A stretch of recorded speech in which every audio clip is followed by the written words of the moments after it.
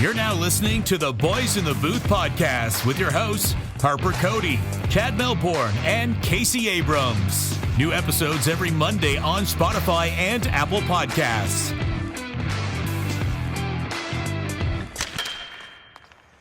Good evening and welcome to episode 154 of the Boys in the Booth podcast. No Abrams for this one, so it'll just be Cody and Melbourne. Great to be with you post World Juniors and halfway through this NHL season, which is what we're going to be focusing on. But first of all, Chad, how are you?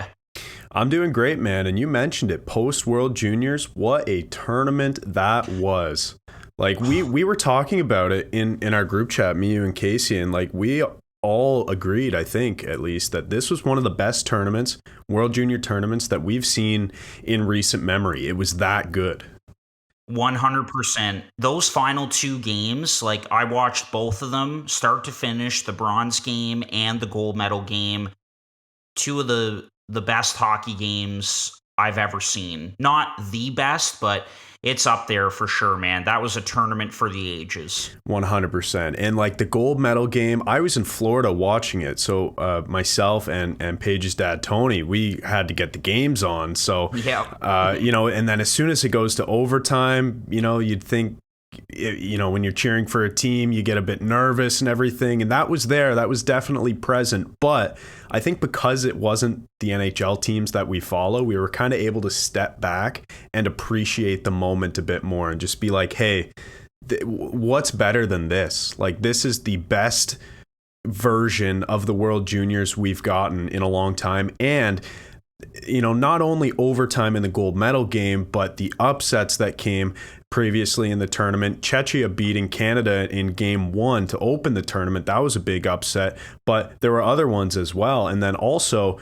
Connor Bedard. Like, the story of the tournament was Connor Bedard not only breaking, but smashing basically every record you can think of, except for number one in most points for the tournament. He still trails Peter Forsberg and Marcus Naslund. I believe he's third right now all time in terms of points in one single tournament. But aside from that, like, this guy night in, night out was smashing records, and it was incredible to watch. And now he's back in the WHL, and his first game back, he had 6 points. I think he had 4 goals or something. So the kid isn't stopping anytime soon. He's going to go first overall. He was the story of the tournament, and that was just incredible to watch, especially because, obviously he's draft eligible. Like, this isn't the kind of production that you see from a draft eligible player. So that was just so special to watch, and just what a great tournament overall.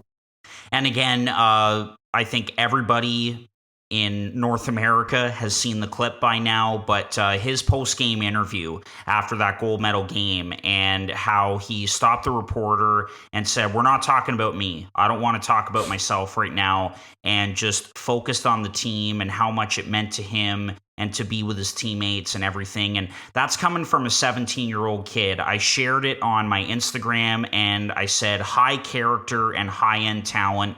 This kid has it all. And whether it's Chicago, Arizona, Columbus, whoever gets him first overall in the 2023 NHL draft, just life-changing, franchise-altering. This kid is something else. So congratulations again to Team Canada on a job well done and winning back-to-back gold medals. 100%. And I was thinking about that too, like the upcoming draft, and obviously he's going to be selected first overall.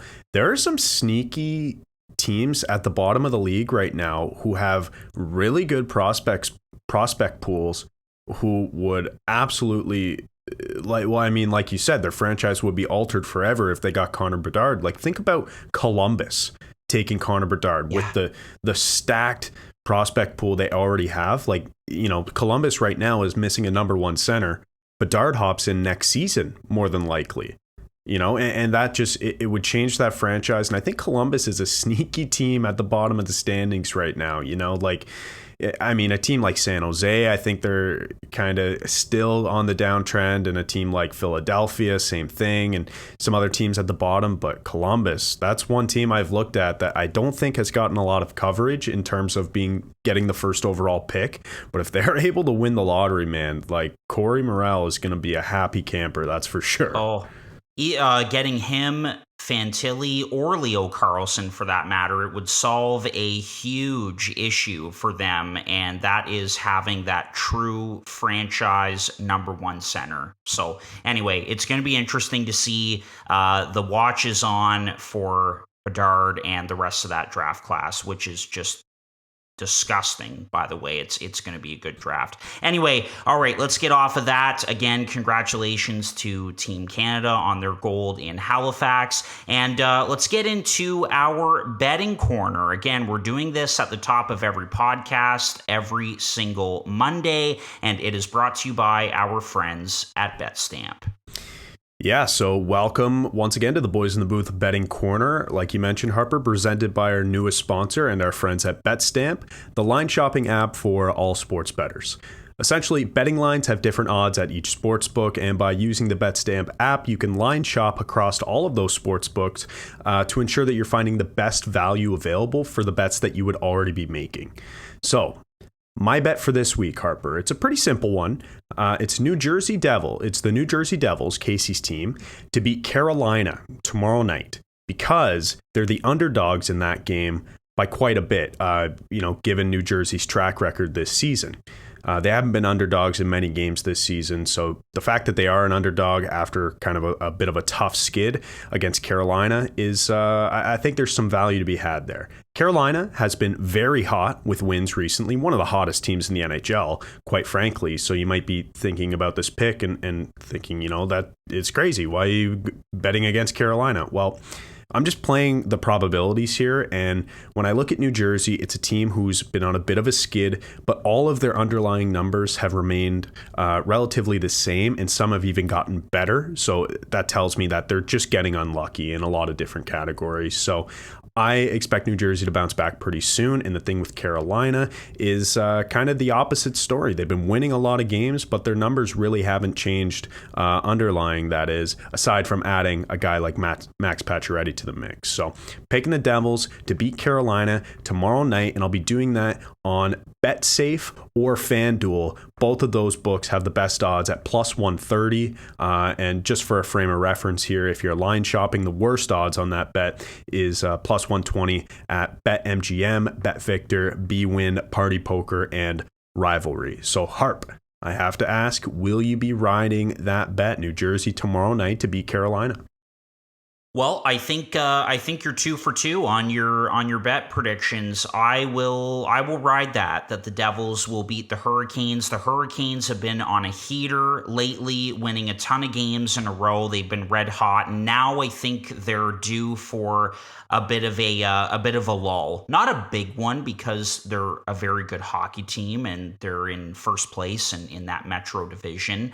And Pyotr Kochetkov has been quite the story for them in goal. The guy could be a Calder Trophy winner this year, but I just think that they've been so hot that now they're due for a bit of a lull, just like with the New Jersey Devils after they won 13 games in a row. Now they've kind of gone through that lull, and now I think it's time for them to get a little bit hot again, like we saw earlier in the season. So yeah, I'll take that. Devils over the Canes. I like it. All right, sounds good. Throw a couple bucks on it. Like I said, best odds are plus 130 at BetSafe and FanDuel. So I'll definitely be doing that and hoping for the best.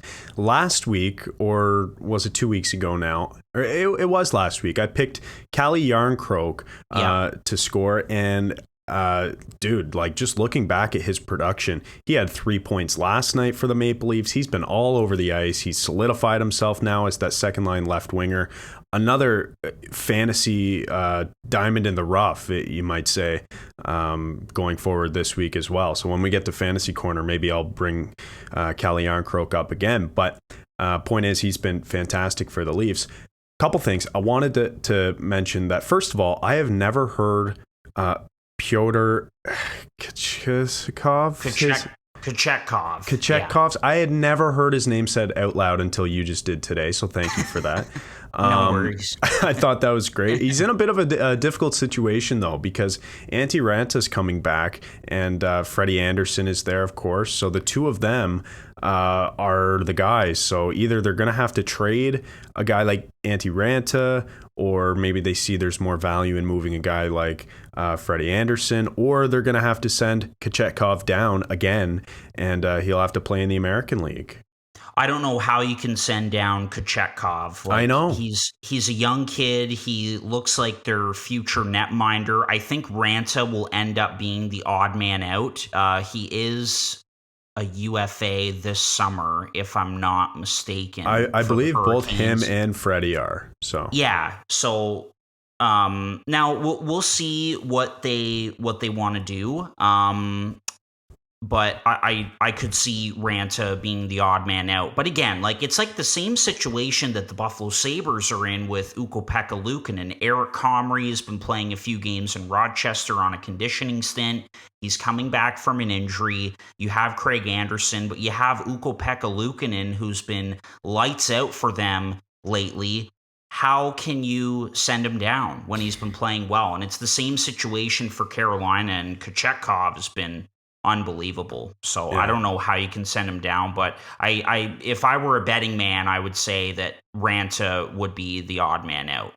Well, we are in the betting corner, so that's fitting. If you're a betting man, you're betting on Ranta being the odd man out. But the thing is, like you say, how can you send him down? I'll tell you how.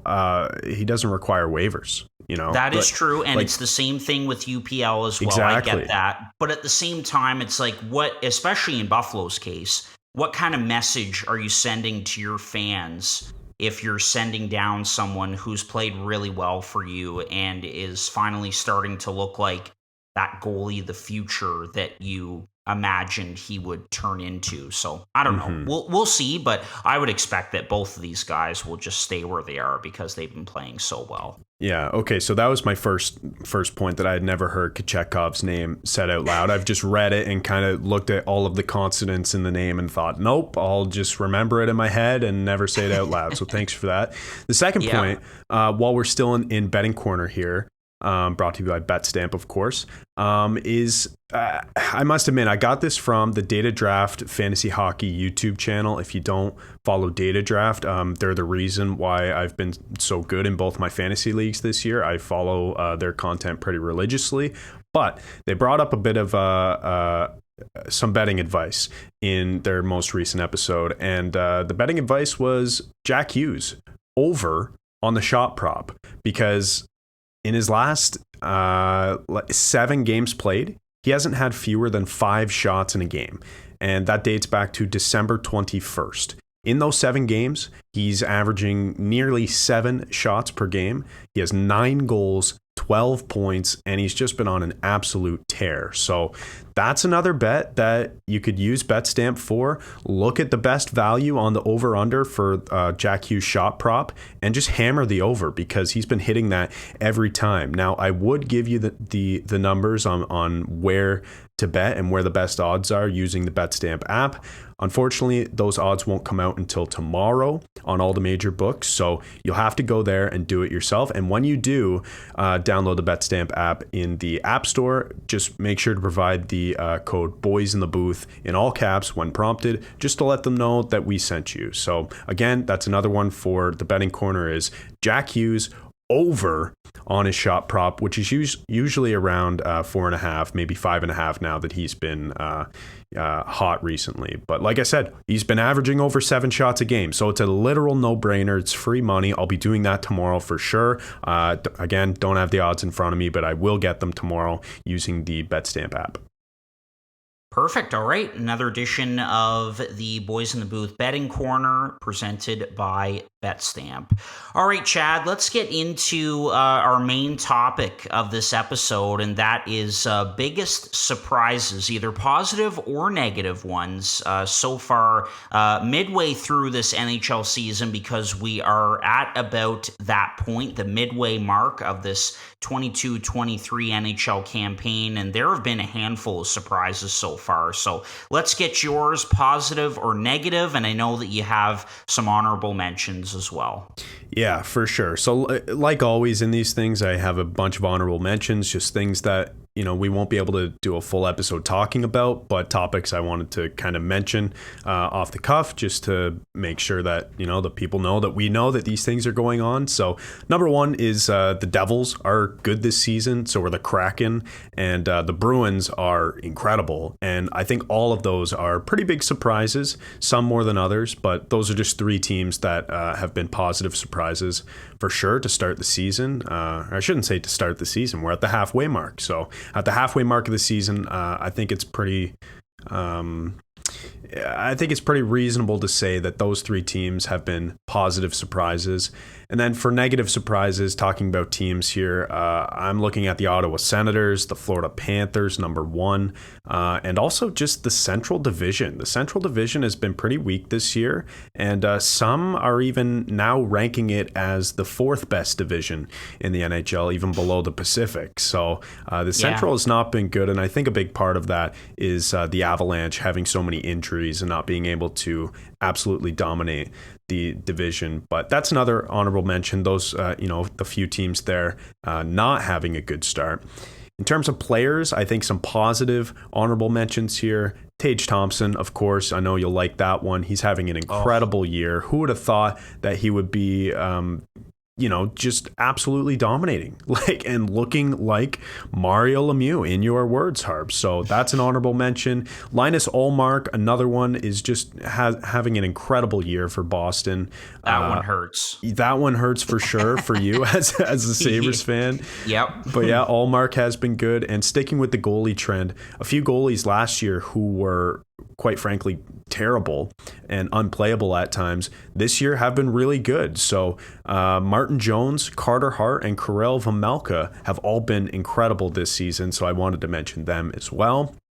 And then in terms of players on the negative side here, sort of disappointing at the halfway mark, I think you could say. And it's kind of wild that I bring this player up, but Austin Matthews, it's disappointing that he's not currently leading the NHL in goals, despite the fact that he has 20, he's over a point per game. He should be a Selke candidate, but when you win the Hart Trophy and the Rocket and the Ted Lindsay, expectations are extremely high. So Matthews this year is having a bit of a mess season, but by his standards, that is, but he's been pretty good overall. So Harp, general thoughts on all of those kind of honorable mentions before I get into the biggest surprise, in my opinion, so far? Yeah, I mean, you mentioned a team in there who I'm going to be talking about, and I won't give it away, but no, a lot of good stuff there, players and teams. One big one for me, the Seattle Kraken, and I know that they had a really good start to the season. They kind of went through a low point, and, I was watching videos from THG, the hockey guy there that we always check out on YouTube, and, he said a couple of weeks ago that, or a week ago or so, that I don't know if this team is ready to be a playoff team yet, but they beat the Ottawa Senators 8-4 over the weekend. I saw their record, and they are like 10, 11 games over 500. I had no idea their record was as good as it is. Matty Beniers, I think, is the leading candidate for Rookie of the Year. They've been excellent, and Martin Jones could be the comeback player of the year. He's been excellent for them in goal. And who could forget that this guy won a Stanley Cup as a backup with the Los Angeles Kings. He took the San Jose Sharks to the finals as well. And he's been playing really well for Seattle. And that Pacific Division is kind of all over the place. You've got Vegas and the LA Kings. You've got Edmonton and Calgary, who have kind of been up and down. Seattle keeps this up, man. They will be a playoff team, no doubt. So that's probably the biggest surprise for me out of the ones that you mentioned. Yeah, and I mean, I just want to say at the start of the year, I had Seattle as a playoff team, a bubble playoff team, and I had them as a bubble playoff team last year if they got average goaltending. Last year, it was the case where Philip Grubauer forgot how to play hockey, and he was the worst goalie in the NHL. And Martin Jones, it was a similar story. This year, they just needed one guy to give you average or above average goaltending. Martin Jones is currently doing that, and I looked back on our Instagram account a couple weeks ago, and I think it was Alex Stevenson. So Stevie, if you're listening, a buddy of mine, we used to play together in Junior B. The take from me on Instagram that was posted was that the Seattle Kraken are a bubble playoff team, and that was at the start of the year. And Stevie said, Chad, that's laughable. They're nowhere near a bubble playoff team. They're tanking for Bedard, this and that. And I just, I've believed in this team for a while. They added in the offseason. Those ads have been working out really well for them. Jared McCann has emerged as, maybe a superstar. You can call him that. He's not necessarily an elite player like, some of the other absolute stars around the league, but he's a superstar on his team, him and Matty Beniers. So, it's been a good year for the Kraken, and they've been getting goaltending, and I'm just saying that, it's surprising that they're this good, but generally I'm not overly shocked that they're in a playoff spot this far into the season. And if they fell out a couple points, and did miss the playoffs, wouldn't shock me. If they made the playoffs and, beat out the 9th place team in the West by a couple points, wouldn't shock me either. So I think, they're right where I kind of had them, and I'm happy to see it because, as you know, I'm a massive crackhead, so love when the Kraken are doing well. Just think about when they get Shane Wright for the next couple years, him and Matty Beniers as a 1-2 punch, like that's going to be insane. And Beniers, like you mentioned, as a Calder candidate, he's probably the front runner right now. Yeah. And he's on pace for like 60 plus points. So it's awesome to see. Love Seattle. I guess you could say to some people it was a surprise. So that's why I brought them up as an honorable mention. Excellent. All right, let's get your main biggest surprise halfway through the season so far. Sure. And this, I mentioned before we started talking, I don't know if this is the biggest surprise of the year, but for me, as a Maple Leafs fan, this is a big surprise for me, and it's a positive one. So it's a player on the back end. He shoots right, and he's a new Maple Leaf. And you're shaking your head. You know who I'm talking about. It's Connor Timmins. Yep. This has been a great surprise for the Maple Leafs. I think he has played his way into this lineup as a full-time NHLer. I think the only problem for Timmins on the back end in Toronto is that there are 6 other guys who are pretty good as well in the lineup when everybody's healthy. So for Timmins, I think he's earned a spot as a full-time NHLer, even if that's the 6th or 7th defenseman. And it's been a great surprise. He has 10 points in 12 games with the Maple Leafs.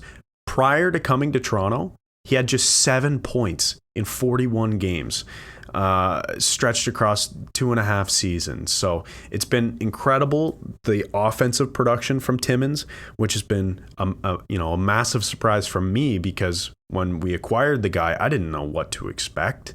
I don't think any Maple Leafs fan knew what to expect. He had been hurt. He had been, kind of buried in the minors for a bit.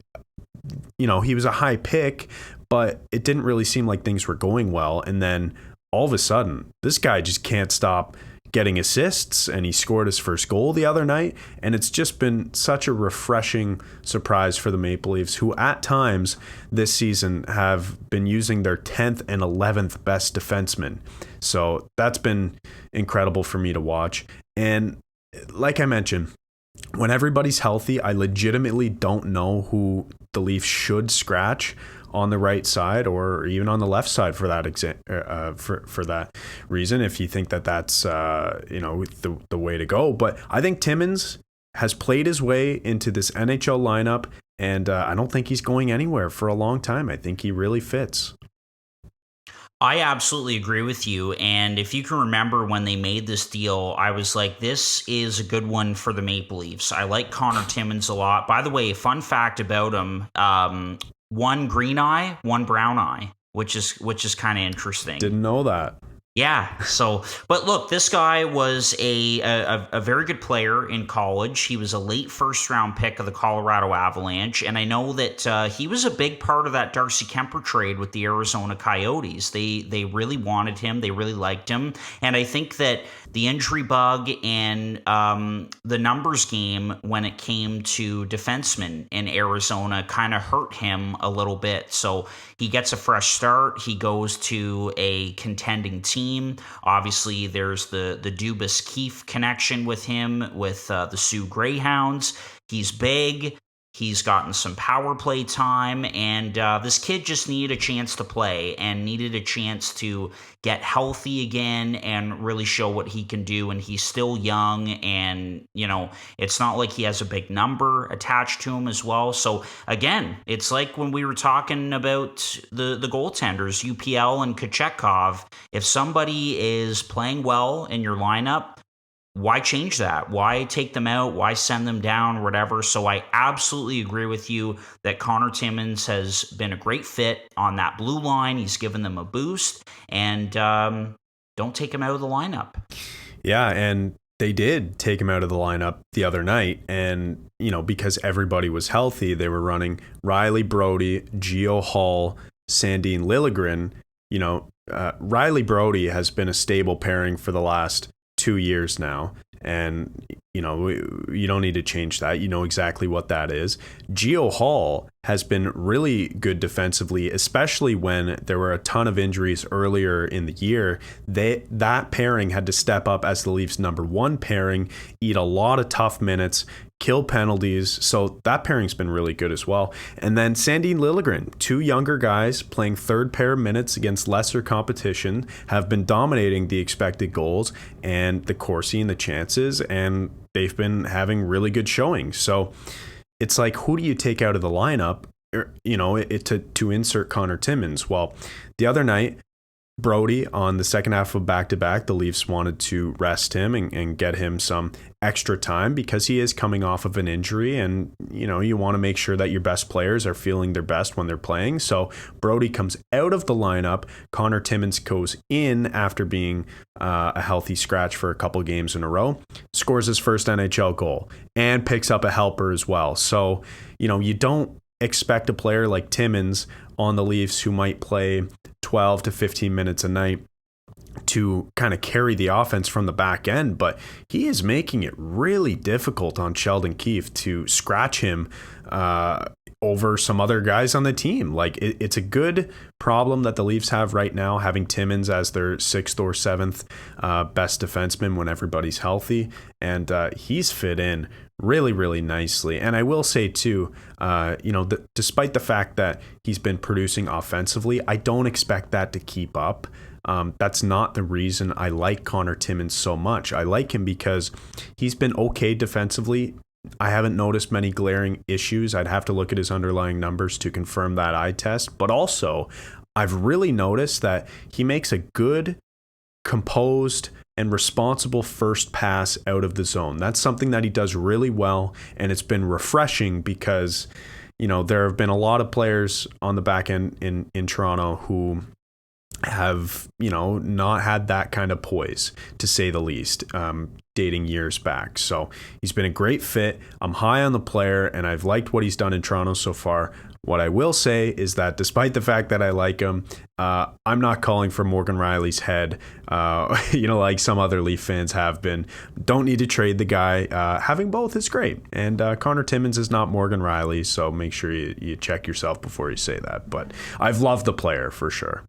Yeah, absolutely. No, I am a big fan of Connor Timmins as well. This is a great surprise that you've picked. It's a great problem for the Leafs, as you mentioned, and I think it takes some of that pressure off of Kyle Dubas to go out and get another defenseman at the trade deadline. They found this guy on a reasonable number, and he's young, and they know him and everything, and he's played really well. So that's another big thing, I think, for your Leafs.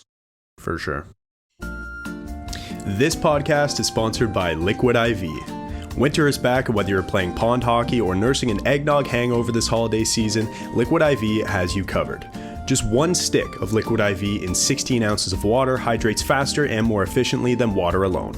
It contains 5 essential vitamins, B3, B5, B6, B12, and vitamin C. It's made with 3 times the electrolytes of traditional sports drinks, premium ingredients, non-GMO, and free from gluten, dairy, and soy. There are plenty of awesome flavors too, but my personal favorite is lemon lime. Get 20% off when you go to liquidiv.com and use the promo code boys_in_the_booth. That's 20% off anything when you order using the promo code boys_in_the_booth at liquidiv.com. Experience better hydration today with Liquid IV. This podcast is sponsored by the ticket app SeatGeek. SeatGeek takes all the confusion out of buying tickets, making it quick and easy to get the best deals on tickets to your favorite sporting events. Plus, Boys in the Booth listeners get $20 off their first ticket purchase on SeatGeek with the promo code BOYSINTHEBOOTH in all caps. So click the link in the description down below to download the app, and remember to get your discounted tickets using the code BOYSINTHEBOOTH in all caps. Get great seats for a fraction of the cost with SeatGeek. Alrighty, let's get into my biggest surprise midway through the NHL season. I've just got one, and no, I'm not going to talk about how well the Buffalo Sabres have been playing. You could have, though.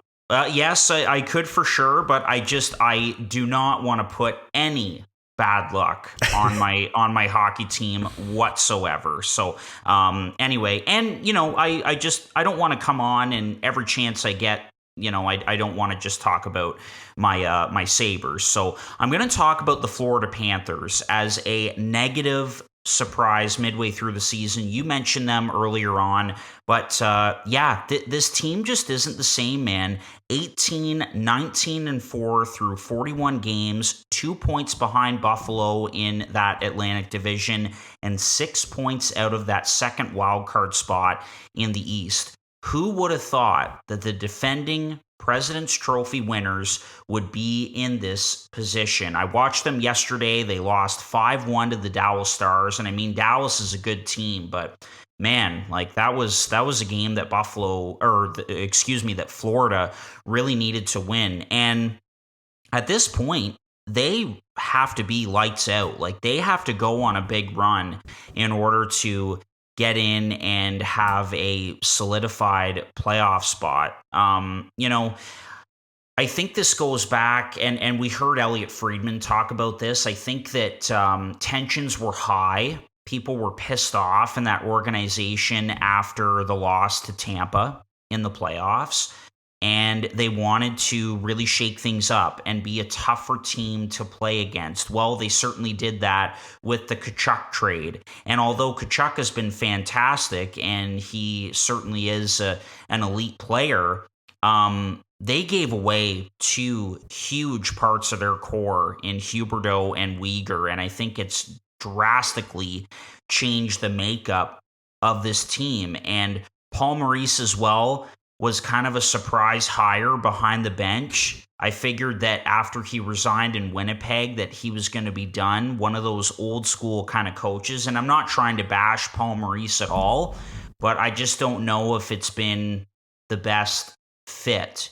And I just can't believe this is where we're at with this team. I figured that the 4 in the Atlantic, that top 4 would stay the same. And then teams like Ottawa, Detroit, and Buffalo would be kind of fighting it out and, maybe get into the race. But that top 4 would stay the same because it's been so long to break up for a long time now. And you'd think, too, like, despite the changes, that Florida would be a lot better than a game under 500 midway through the season, especially after winning the President's Trophy last year. But it's just not the same team. The makeup is different. They don't have that high-flying offense that they did last season. The depth isn't there, especially on the back end without Mackenzie Weegar. And we know that Aaron Ekblad, as good as he is injury prone. Yes, Forsling, Montour, those guys are great, but man, it's looking thin back there. I will say, though, a bit of a positive is that Josh Mahura, who they got off of waivers from Anaheim, does lead them in plus minus, which is a positive, but it's just not enough. And guys up front that aren't having the years that they did last year. Sam Bennett is not quite on the pace that he was last year, for example, and the list goes on. So, and then the goaltending as well. Spencer Knight is still a young kid. He's been definitely better out of the two, but still not great. He's got a .906 save percentage. And then Sergei Bobrovsky, he's got a losing record, an .895 save percentage, not to mention that he makes $10 million a season, and he's in his late 30s.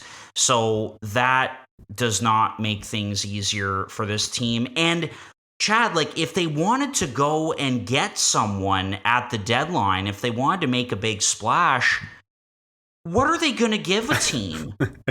They've traded away all of their assets. I don't think they have a first-round pick for the next 20 years, it seems like. They've just... And another thing that I should mention as well, I was on Tankathon last night just to do the simulator. I like to do that every now and then because it's fun, and you see how the order shakes out. I know that you do that as well, and I'm sure Case does, but I believe their pick that went to Montreal in the Ben Sherratt deal, by the way, not lottery protected, was 9th. So we're looking at a couple of scenarios here. Florida missing the playoffs, which is looking more and more likely right now if they continue this inconsistent play, and the Montreal Canadiens to have 2 picks inside of the top 10.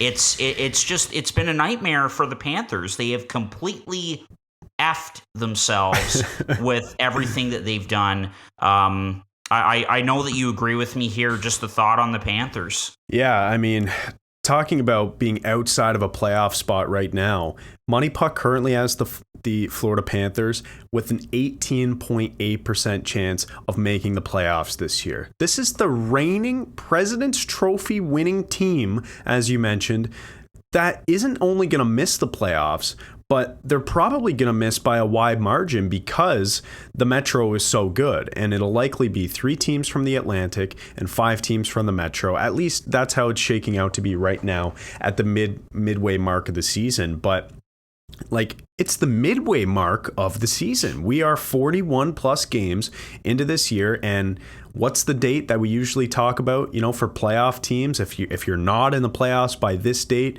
you're likely not going to make that the playoffs. What date is that, Harper? It's American Thanksgiving. Exactly. You're going back to November. Now that's here we months are ago. Yeah, exactly. Now here we are in almost the middle of January, and this is the spot that they're in. They are outside of a playoff spot, looking in. Okay, I want to go back to the trade. The Tkachuk trade, they sent Huberdeau and Weegar for Tkachuk, and when that trade happened, we were like, okay, maybe it was the case that neither of those players wanted to sign long extensions and play in Florida, whatever. Maybe they won't even sign in Calgary. And so maybe at the end of the day, the Panthers who get Tkachuk might be making out like bandits, because I think it was safe to say that he was the best player of the 3. The problem is both of those guys signed long-term deals in Calgary, and, they haven't been incredible this year, but there's 2 of them, and there's only one Matt Tkachuk, who I guess isn't the play driver on offense we thought he was. Clearly he's a very, very good player. Like we said, the best of the 3, more than likely, depending who you ask. But I think the best of the 3. Plays a good 2-way game, scores goals, has had a great season. But you need other things to win, right? And now I think the Panthers are looking at that trade and looking at their back end, and then at the trade, and then at their back end, and going, this isn't good. We're missing a big piece here. And it's Mackenzie Weegar, who I think arguably was the most important piece of the trade, because their back end is not scary at all. It wasn't a strength for them after they lost, a guy like Ben Sherratt in the offseason. And now, not only is it not a strength, but it's a weakness. And we're seeing that weakness kind of translate into what's happening with their goaltending. Last year, the big story was Bobrovsky is back. He's back on the case. He's, we're seeing Vezina caliber Bobrovsky that we saw a decade ago. And, that was a large reason why the Panthers were able to win so many games and come back in so many games over the season, because Bobrovsky was holding down the fort. He was, I believe, top 10 in goals saved above expected. I looked at it earlier, but I kind of forget. I think he had over 20 goals saved above expected, maybe closer to 25. This year, both him and Spencer Knight have been below average, like the numbers you mentioned. I think Bob has like an 895 and negative 895, yeah, and negative goals saved above expected. Both him and Spencer Knight do. So, it's not going well in net between the pipes for the Panthers, and I think maybe some of that has to do with the poor defense in front of them that they detracted from. Also, too, like you mentioned, last season, so many things up front went right for the Panthers. You had so many players having breakout seasons, scoring way more goals than they were generating, outperforming their expected goals. And like, this is something that I think Casey and I both mentioned in our season previews when we had the Panthers to finish, I think, third, maybe fourth in the Atlantic. Like, that's not going to happen, but that's what we predicted, because, we thought the margin for error, was there, but not as high as it is as we're seeing this season. But that was something that we mentioned. They had several guys who had career years, and clearly it's not as easily repeatable as some people thought. So a lot of things went right for the Panthers last year. This season, not a lot of things are going right at all. In fact, a lot of things are going wrong, and it's been caused by a ton of factors, a ton of different factors, a ton of different compounding factors. And when they are all mixed up together, like, this is what the outcome is. It's the Panthers showing their true colors. They're not that great. And, say what you will about the Panthers of last year, whether they got lucky or were actually that good, that doesn't matter now, because the Panthers of this year are a different team, and they are not that good. Their core is different, and it's just not good enough in the NHL, where parity is at its highest it's been in a long time. And, you need to be good every single night. So last thing I want to say on this is, let this be a warning to the teams out there who are thinking of shaking up their core for the sake of shaking up their core. Yes. Look at a team like Florida, who did just that. And whether you think they won or lost the trade, they moved out two core pieces and brought in another piece to add to their new core, okay? Because they wanted to shake it up. They wanted to be tougher to play against. And it was kind of a rash decision. Well, contrast that decision by the Panthers with the other team in Florida, the Tampa Bay Lightning, who got swept by the Columbus Blue Jackets all those years ago in the first round. There were rumors swirling that maybe they should blow up their core or shake it up, make some trades, and change up the makeup of their team. Tampa Bay, Julien Brisebois said, nope, we're not going to do that. We're going to stick with it. And look at where the two teams are right now. We've got a former President's Trophy winner in the Florida Panthers, who are now going to miss the playoffs. And then we have the Tampa Bay Lightning, who won back-to-back Stanley Cups and went to the Cup final 3 years in a row. So let it be a lesson to all the GMs out there that maybe don't make a trade for the sake of making a trade. Exactly. And again, before we wrap up on this and go to Fantasy Corner to finish off this episode, don't make emotional hockey decisions, I think, because, again, we heard Elliot Friedman talk about it, that there were a lot of pissed off people, and things really needed to cool down in that organization after losing to their big brother, the Tampa Bay Lightning. And I get it. It's the team in the same state that's been so dominant for so long. You're trying to get there. You're constantly being compared, and you're constantly under the Tampa Bay Lightning. But, man, you have to be careful with making hockey decisions, and it's backfired so far for the Panthers. Mm-hmm. Alrighty, so do you want to do Fantasy Corner for this episode? Yeah, let's do it quick. I did not realize that we're like 45 minutes in, but yeah, let's do it quick here because okay. I'm sure there are some people who play in the fantasy league who want to hear some of it. So let's get into Fantasy Corner then. Okay, well you kick us off with your matchup last week. Okay, let me just pull it up quick. Last week I played the Meatheads, none other than the Meatheads, the team who despises me the most. And, from their performance last week, like, I don't know what to think about this team because, Harper, I absolutely rolled over this team, like with one of those cement trucks that paves the way, like it just collapsed them, ran them over like a tube of toothpaste. That's what it was at the end of the week.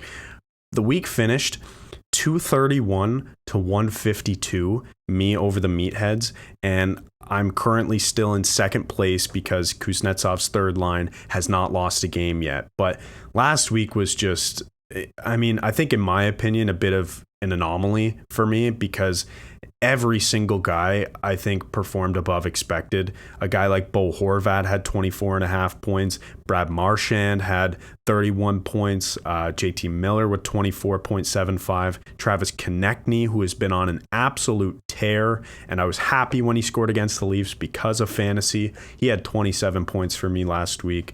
The list goes on. Connor Hellebuck is winning games left and right. Sprong, who I picked up, had 15 points. A bit of a quiet week for Timo Meier, 13.75. Dougie Hamilton was 17. So I was just getting points up and down the lineup. It wasn't even close. And the Meatheads, I don't know what happened, if they stopped setting their lineup once they realized they were getting pummeled or what, but it was an absolute rout from start to finish. Not once was I concerned about fantasy that week, and I barely paid attention. This week, Harper, will be an interesting one. Oh, boy. Because you and I are playing each other, the Multiple Scoregasms versus the Sunnyvale hockey team.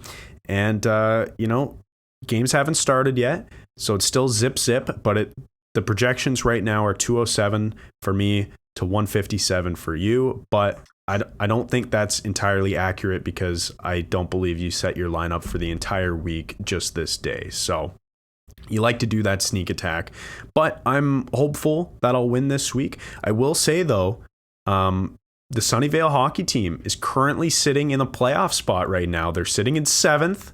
You're in a playoff spot, Harp, so maybe I should take this week a bit more seriously than I would have if it were a few weeks ago, but I'm hoping to win this week. And just to conclude my portion of the Fantasy Corner here, I will say that over the next 2 weeks, the Philadelphia Flyers starting next week, and then obviously the week after that, over those next 2 weeks, the Philadelphia Flyers have a crazy schedule. Next week, it's a bit of a weird one in the NHL. They have 5 games. So next week, if you're looking for a player to pick up, or even if you do it on a Sunday, there are a ton of players on Philadelphia who are currently available in some leagues that aren't as deep as ours. For example, like JVR is a player who I often see on the waiver wire. Owen Tippett, another player. I believe both of those guys are left wing and right wing eligible as well. So the Flyers have a great schedule coming up. Those are a couple players you could take from the Flyers going forward. This week, there are a handful of teams that play 4 games. One of them is Seattle, so I'm actually going to hold on to Sprong, who I picked up last week, and see what he can do for me this week because he's dual eligible as well, left wing and right wing. Like I said, handful of teams that play 4 games this week. Seattle is one of them. See if you can pick up a guy like Jared McCann. I know he's available in some leagues not as deep as ours. Sprong, I've been holding on to. He's been pretty good for me, and some other guys as well. So there you go. That's my portion of the Fantasy Corner.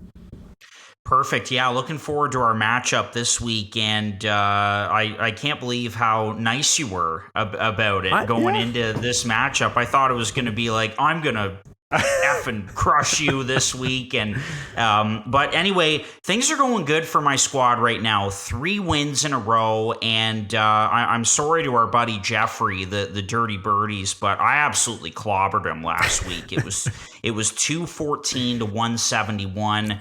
I was never worried at all, and I had a lot of big performers, because usually like it's the same cast of characters, it's a couple of guys, but just 3 guys of note. Pierre-Luc Dubois, who's been great for me all season, of course, on the Winnipeg Jets, Zach Hyman, and Kalen Addison, a really underrated rookie who's having a good season with the Minnesota Wild, who's really gotten it together, all over 20 points last week for me. And another good waiver claim for me as well is Phoenix Copley, who's been lights out for the LA Kings the last little bit as well. So things are going good for the Sunnyvale Hockey Club right now. 8-5 in a playoff spot, as you mentioned. Tough matchup, obviously, this week, but looking to keep it going. And things are all good. I definitely have been a lot more into fantasy